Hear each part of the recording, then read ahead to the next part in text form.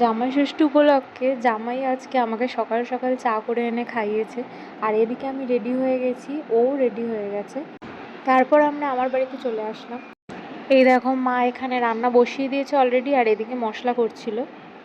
আর সকাল সকাল জামাইকে এগুলো খেতে দিল, আম মিষ্টি। আর এটা আমাদের গাছের আম। আসলে আমাদের তো জামাই ষষ্ঠীর নিয়ম নেই, তাই মানে ওরম রিচুয়ালসগুলো তো হয় না।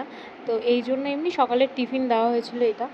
আর এদিকে দেখো বৌদি চলে এসছে, ওর নিজের জামাই ষষ্ঠী ফেলে আমার জন্য চলে এসছে এই বাড়িতে, এসে রান্না বান্না করে পরেও আবার গেছে। আর এইগুলো বৌদি রান্না করে, আর মা তো মশলা করেই দিয়েছে। দেখো কি সুন্দর লাগছে দেখতে। উফ, আমার তো মনে থাকবে। খাবারগুলো সত্যি খুব সুন্দর টেস্ট হয়েছিল। আর এখানে মা ঠাকুরের প্রসাদ খাইয়ে দিচ্ছিল ওকে, তারপরে ওকে খেতে দিতাম। আর আমাকেও খাইয়ে দিল।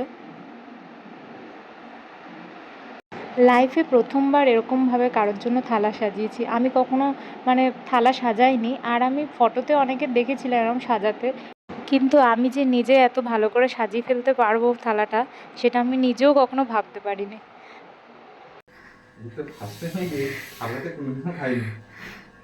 খাবে এবার? আমার আজকে মনে হচ্ছে কোনটা দিয়ে শুরু করা যায়। দেখো অত মানে অত কিছু তো পারিনি, অনেক আইটেম। থাক, বসে যাও। এই না না, খাবো না, বসতে হবে। বসো বসো, একবারে বসো। কেমন লাগছে? ভালো লাগছে, সত্যি ভালো লাগছে তো? সত্যি কথা। অনেক কিছুই মিস আছে, কারণ আরো অনেক কিছু দেওয়া যায়, কিন্তু অত কিছু করতে পারিনি না। ভালো লাগছে, আমি তো এক্সাইটেড ছিলাম যে তুমি কি করছো ভেতরে, দেখতে দিচ্ছ না। আমি আর কি, আমি তো সাজিয়েছি। হ্যাঁ আসো আসো।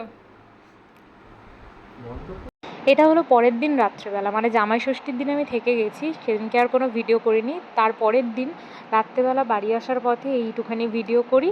তো ভিডিওটা এই পর্যন্তই। যদি ভালো লেগে থাকে তাহলে লাইক করে দিও, আর চ্যানেলটা সাবস্ক্রাইব করে দিও, পেজটা ফলো করে দিও। টাটা।